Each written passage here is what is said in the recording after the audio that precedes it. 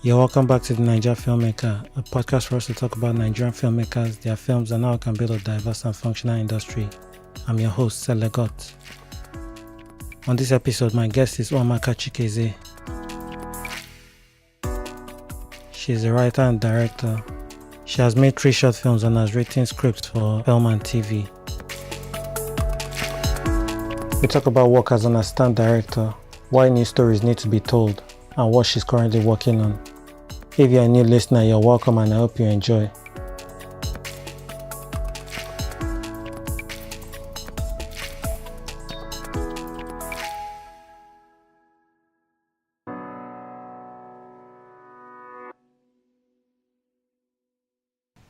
Hi Amaka, you're welcome to the Naija Filmmaker. Thank you. Thank you for having me. Alright, can you introduce yourself? My name is Nwamaka Chikezie. I'm a writer-director, but I mostly see myself as a storyteller. So, I'm a storyteller. Okay. So can you tell us how your career in filmmaking got started? I think all my life, I've always wanted to tell stories, but not necessarily wanted to be a filmmaker. But I started writing short stories as a teenager, and then I think it was until I graduated from the university during my NYC that I started studying, learning how to write scripts for movies. I think that's where my love for filmmaking started, when I started writing scripts. I guess part of what you do is you also first AD on several projects. Yes. I think the path to becoming, my goal is to be a film director permanently. But I feel film sets is the best film school anybody can go to, because that's where you get your hands-on experiences. So I've had the opportunities. I started as a continuity person, then moved up to become AD. That's what I do now on independent production. All right, can you break it down for us what a first AD does? I just see the AD as just the director's wing person. Someone who makes sure that everything is set for the director to think creatively and not worry about any problems. So, the fixer on set, that's how I see myself. Because if anything goes wrong on set, the director won't be able to be in the right frame of mind to bring out whatever vision he or she has for the project. So I try as much as possible to clear pathways for the director to just come and direct. That's it. In your few years of doing this work, what are some of the key things you've learned? So I've learned that as an AD, I feel the best skill an AD can get is not being afraid to be authoritarian, because we have to be able to not just ask people to do their jobs, but demand that they do it, and they do it on time, because it's not about making a call sheet or scheduling scenes to be shot for the day. You have to make sure and enforce that they actually keep to time and finish what has been scheduled and on time.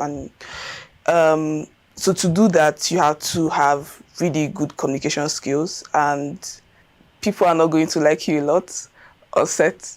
But I feel there's a difference between being strict and being mean, and people always appreciate people who try to bring out the best in them. And I see the production itself as the boss. So I think that's what I try to tell my crew members and everybody. So let's see this. This is our employee. The production is our employer. Let's treat it as that, not the executive producer, not the director, not the producer, but the project If we're not, if not for the project, we won't be here. So by the time we see the project as ourselves, as our own, then we can make it work. I don't love to yell, but I'm not afraid, I guess, to demand that people do the job that they are called for. And yeah, I don't think I've yelled at anybody who was working effectively and working on time. So if you respect time or set, you'll probably be my best friend. But yeah, we have to keep things moving, and someone, unfortunately, is the AD, has to make sure things are moving, because there are a lot of pieces on set that needs to come together for us to have a productive production. So You also mentioned that you're a director. What have you directed? so far I've directed about 3 short films. I'm working on the next short film. Can you tell us about this short film you're working on? So I'm working on a short film called working title is Peculiar. It's a coming of age love story about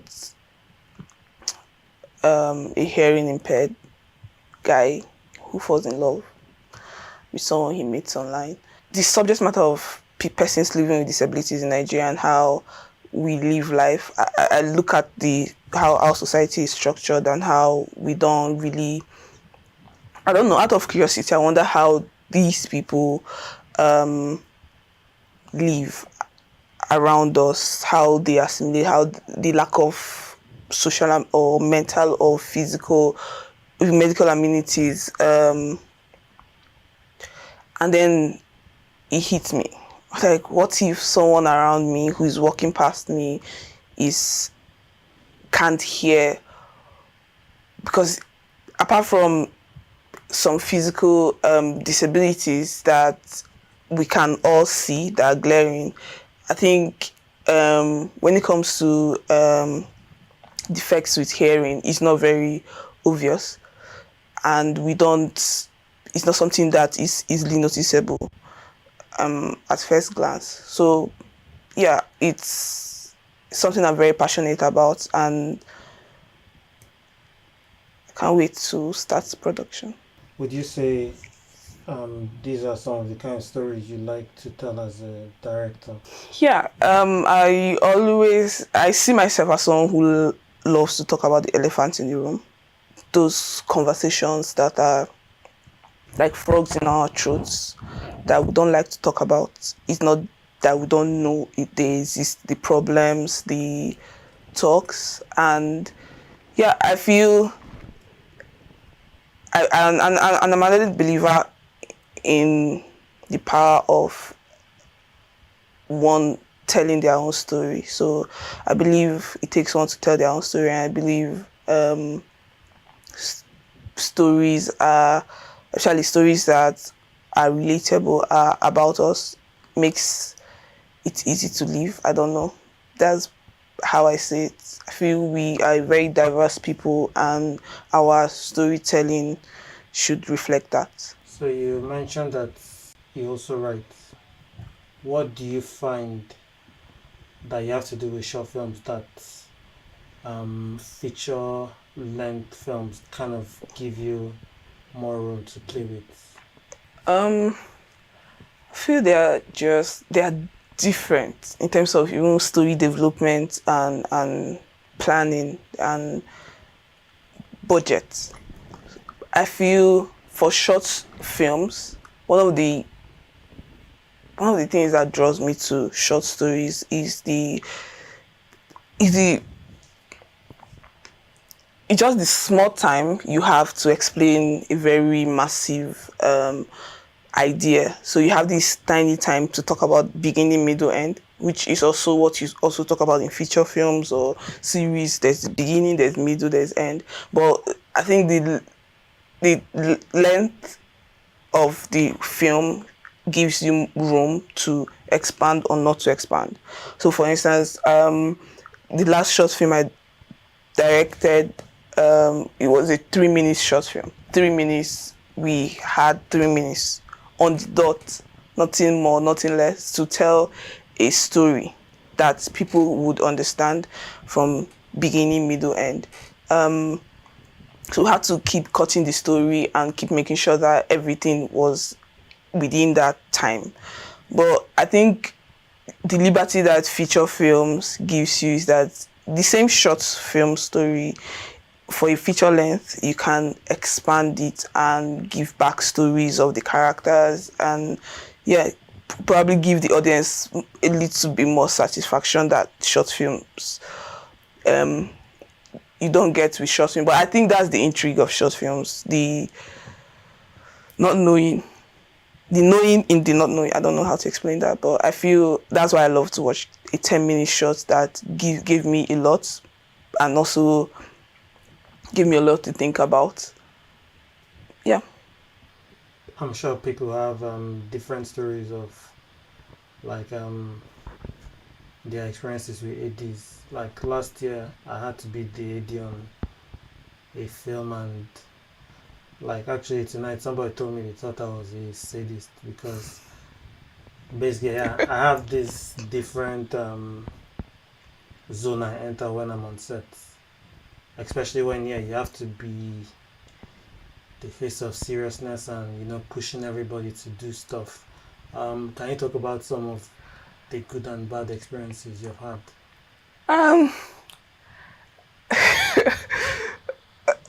Thinking about them now. So, like I said before, the AD is usually that person that people love to hate, mostly don't like, until probably when we are trying to round up. But the first week of production is like, who is this person and why are they yelling at us? But so the thinking mostly in retrospect, I wouldn't say bad experiences, because most of the stuff I would say, okay, if I'm actively on set now and you ask me the bad experience, I'll probably tell you. But now looking back, there are those things after once we wrap, it just goes away. It's not as annoying as they were on the spot. But I think the best so it's not like best experience. It's a funny experience. Like the last project I worked on was a web series, and so it was a low budget production, so we had to do a lot. We had less time to play around with, and we had a lot of people on set, extras. So there was so much to do and little resources. So there was really no time to play or fool around or be nice. So I thought everybody on set, if they were like, giving gun to shoot, they are probably going to like shoot me. But I got a very pleasant surprise. We wrapped a day before my birthday, and then the crew members and some of the cast, they came together and they threw a surprise for me and the director. It was sweet, kind of. So kind of like made me feel like, okay, people don't really hate ADs like that. Or probably I was nice to this, but I don't know. But it was an experience that probably be telling everybody, even my grandchildren, like, they threw a party for me on set. So that's that's good. But some of the experiences, especially in the Nigerian filmmaking setting, it's usually the inadequacies. I think it's not even sometimes it's not the production or just the Nigerian factor, and we have location problems, we have electricity problems. So like you do everything in your power, and then these things that you usually see as the act of God, like there's really nothing you can do. There's location issue, or there's nothing you can do. There's no electricity. We have to look for stuff, and that it's very frustrating. So I think one of my bad experiences on sets is those frustrating things that you can't fix. There's really nothing, and that even as a creative, as a filmmaker, it's those knowing that there's a challenge, and you can't do anything about it is annoying and frustrating. So, yeah. So for the first AD, like what are some of the things that they can do, like leading up to a production to make sure everything moves smoothly?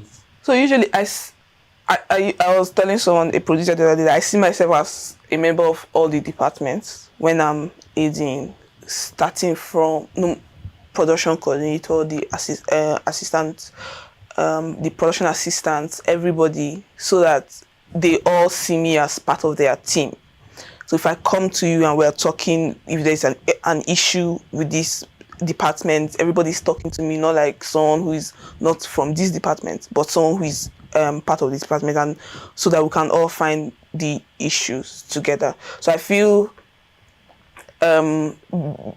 having constant communication, usually it's like talking to everybody at the same time while saying different things to them, because you have to talk in a language that people can understand. So you're like talking to the gaffer and you're talking to the costumier, you're telling them different things but still communicating the same thing. We have to move, we have to make this work, we have to go ahead. And I also think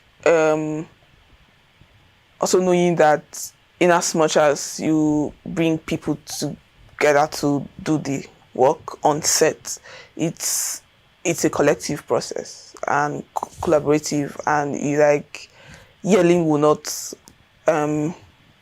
make people work. So you also have to like understand that probably you're talking to adults, people who are older than you are, people who are more experienced than you are, people who have seen life.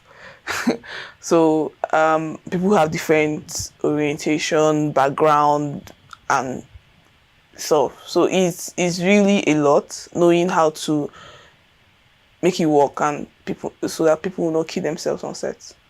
You know, you're a writer, you've been in a lot of sets. I mean, like in Nollywood, people are trying to tell new types of stories. What do you think is like a major barrier to people kind of branching out and trying new stuff? So I think it's data. I mean, we live in a data-driven world. It's a no-brainer. But I feel there's really... So you want to do research on films. So we don't even know what has not been done.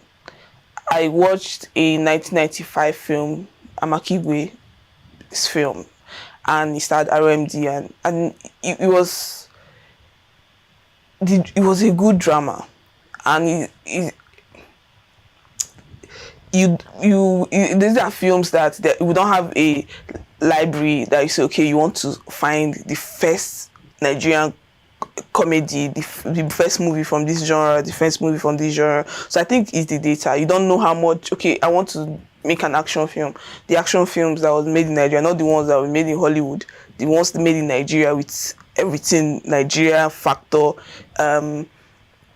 in place. You don't have that data.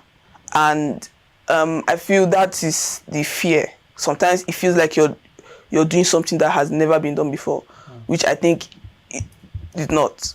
I mean, truly, I don't think we have a lot of film history in Nollywood that when people say they're telling new stories, I don't think they're telling new story. Probably contemporary version of an old story that had been told before, but not entirely new.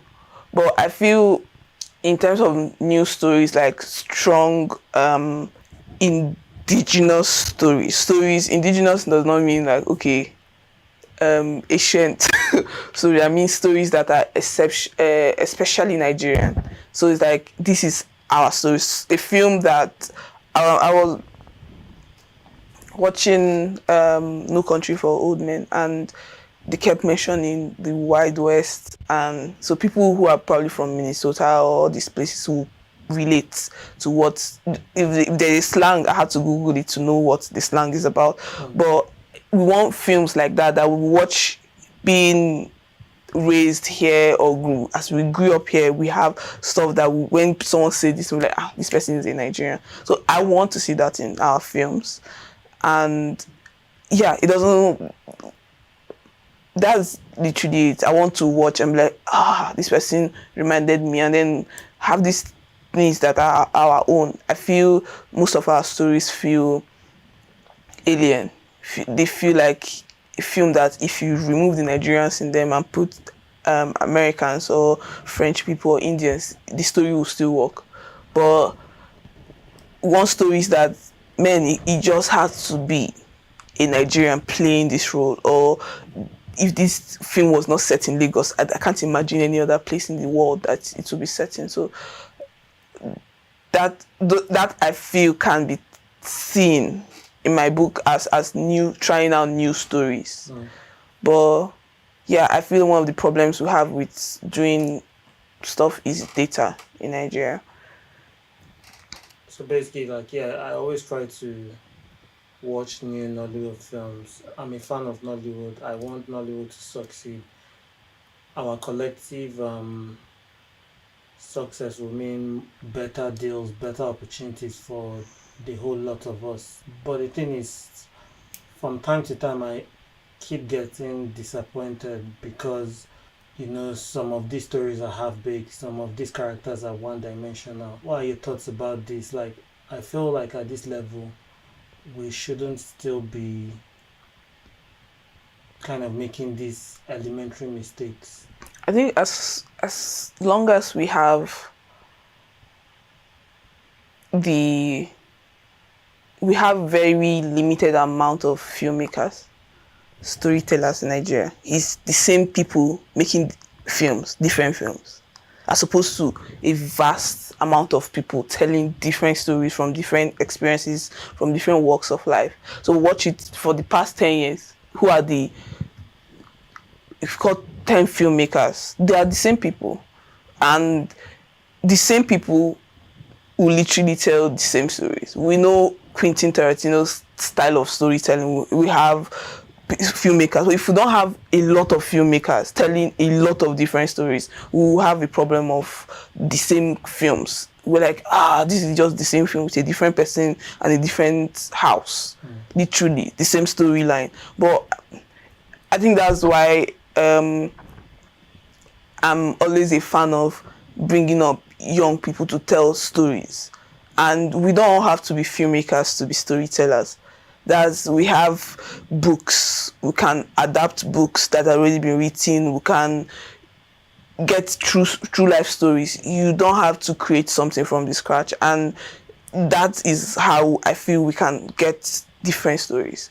The stories abound. I'm not even, I also understand what you mean about half-baked and how we rush into films. I've read scripts that I've worked on set, and I'm like, even there, I know how many times I've tried to tell the director, what if, do you think this story is already cooked to be filmed?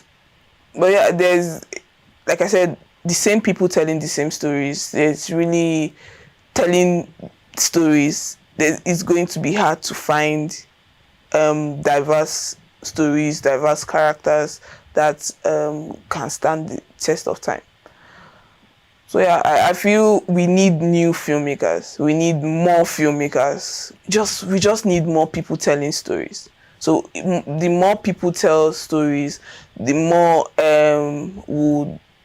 I feel we'll find new characters, we'll find new styles and new films and stories that we can never have imagined. Because we go through our journey in life, we meet characters that amaze us in real life, and they're like, why are they not reflecting on our screens? Probably is you met the people. The person making the film have not met this person. Yeah. Probably, so there's no way for them to tell a story of that character. So if people just understand that you don't have to be a filmmaker to be a storyteller, then we'll have so much stories. I don't want to write everything I direct.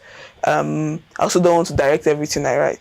So I want to be able to write something someone else is going to direct and direct something someone else has written. So like that, it should just be massive enough for us to find one or two characters or stories that are meaningful to us. What do you think is the best way to, encourage or discover new talents? It's to encourage and discover. The best way is to encourage and discover new talent. I feel so. About 3 years ago, I started this YouTube channel to tell stories, unscripted stories. I feel everybody has a story to tell. I mean, it's not everybody that can write or construct stories, but I feel everyone has a story. And if we all feel and know that we are all storytellers, no matter how skeletal or no matter how weak we feel the story is, it will just take someone who probably understands story structure, understand plot to weave it together and make it stronger. But I feel one of the things we do in the channel is to just tell stories, ask a question and people tell their experiences. Different people telling different stories that they don't have to overthink. Just at tip of their fingers, they tell you, oh, this thing happened to me. Either made them laugh, either made them cry, either made them angry. And that's what we need to, for film to be authentic, it has to evoke personal emotion. So it's like, that's how it can draw us into the character and make them memorable. So this is May 2021. Nigeria is in a particular place in its history. What do you feel film can do amidst all this chaos? I think sometimes I just wish everybody can see film the way I see it. As in Nigeria, even with the Nigerian audience, you hear stuff about comedy. People are stressed as is being Nigeria, working in this country, but I feel film can be this mirror that can show us, like reflect our conscience back to us. And we if we really want people to sit down and think, this is crazy, this is not good, we should show them. Because 3 years ago, I traveled to Maiduguri for the first time, and being someone who comes from the south, I have never ever been to the core north before. And I was amazed at how the experience. I had to write a travelogue about that experience. The first time I went to Maiduguri, I've gone back 3 or 4 times, but that first experience and how it was just there. Like I went to Lagos or just that it's a different state. But that's not what we hear. That's not what the news tells us, and that's what makes us afraid of Maiduguri. And yes, there's insecurity everywhere. But why is it that some places, especially people where Nigerians are more afraid to go somewhere, is the information we have about that place? And I feel film has a way of softening our mind, or giving us a lot of perspective about some people and their ways of life, something that we might never ever experience. There are places that we might never travel to, but we've watched films about the people, and then we can confidently say, oh, these people, they are like this and they are like that. Or, how did you know? I watched this film, or I read a book about a character. So I think that's what can change Nigeria and even charge Nigerians. And to have a paradigm shift, you have to actually think and see. Is there something you read somewhere, something you heard somewhere, something you have seen? So these are the senses that pushes people to opt for change. And filmmaking, storytelling has proven over time to be one of the strongest tools for change. it's not going to stop being the tool. It's one of the powerful medium that you can use to exert a reaction, give information, educate, and also entertain. So, yeah. Let's say you're stuck on a desert island and you had to keep watching one movie or a particular series. Which one would that be? Oh God. So I've seen like thousands of movies. This is only one. Only one. So it has to be all. I cannot pick one movie, one series, one. You choose one. So be hard though. Only because it's done and it's finished. I'll choose The Golden Girls because it has ended. That's the reason. Is satirical, is comedic, and it is also drama. So that's a lot of genre put in. It's a 70s TV show. Okay. For you, what's the key thing that you think we need to focus on, to kind of get it right with the direction that the industry is taking? The business of film. I feel we need to make Nigerians, especially the government, just the Nigeria as an industry, to trust Nollywood as a means of income for the economy, for the country in general. I want to be able to go to a businessman and just tell him about the story I want to make and tell him how we can make the money back, and then he gives me the money and then we make the film. And I feel that's something, again, you talk about it, we spoke about what scares people into trying something new is because you're afraid. How are the audience going to take it? What are you going to get your money back? So something like that. But if everybody's afraid of what the audience is going to want and like, nobody's going to make any film. So I feel what we need to think about, and what even personally I'm trying to learn that by force, because it's not enough to be creative, it's not enough to know your onions as a filmmaker. You have to understand that if you want to make a career in film or to make this industry bigger than it is, we have to think about film as business. That is what it is. We have to look at it as work and not hobbies, because especially with young filmmakers like myself, we look at it, sometimes we see film as, okay, come together and make film and go home. We don't think about long term. We don't think about how do we preserve this film? How do we preserve this as a business venture, as something that forever and ever would live and then also generate income, generate revenues for the filmmakers or the people involved.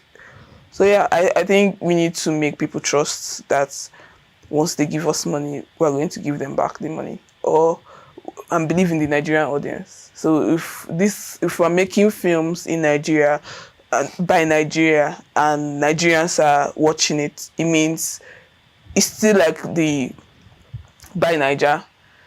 So it's not going anywhere. Nigerians working. So we're engaging Nigerians to make Nigerian film that Nigerians are going to watch. So it is going to be a very nice circle of a circulation of the money, which reflects at the end of the day in the economy. So everybody wins. Okay. So what are you working on at the moment? I think working on my short film, and I'm trying to develop a plan for a short film marathon here in Abuja. So that's, apart from the short film that I'm setting that I'm going to direct within the month, I'm working long time towards the end of the year to organize an 8-day short film marathon. So different filmmakers making one short film in a day. My last short film I shot in one day. It was 7 hours. We shot in 7 hours. So I feel it's something that can be done. 2 characters, limited locations, and then we shoot. So it's an avenue for us to test ground and then just experiment and have fun as filmmakers. Okay. So how can people keep up with your work? What's your social media handle? So my social media is Amaka_cream. Well, I think if you type out Nwamaka Chikezie, it will probably bring me out. From the shadow. It will bring out this, you cannot spell it, but it's Amaka_cream, like the French version of cream. Okay. Thanks, Amaka, for coming on the podcast. Thanks for having me.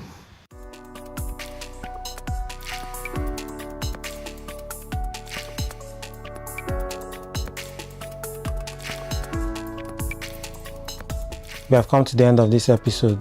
Please remember to leave a rating and a review. Follow me on Instagram and Twitter at @SelegoFilm, and the podcast also on Instagram and Twitter, the Naija Film Pod. See you on the next episode. Have a good one.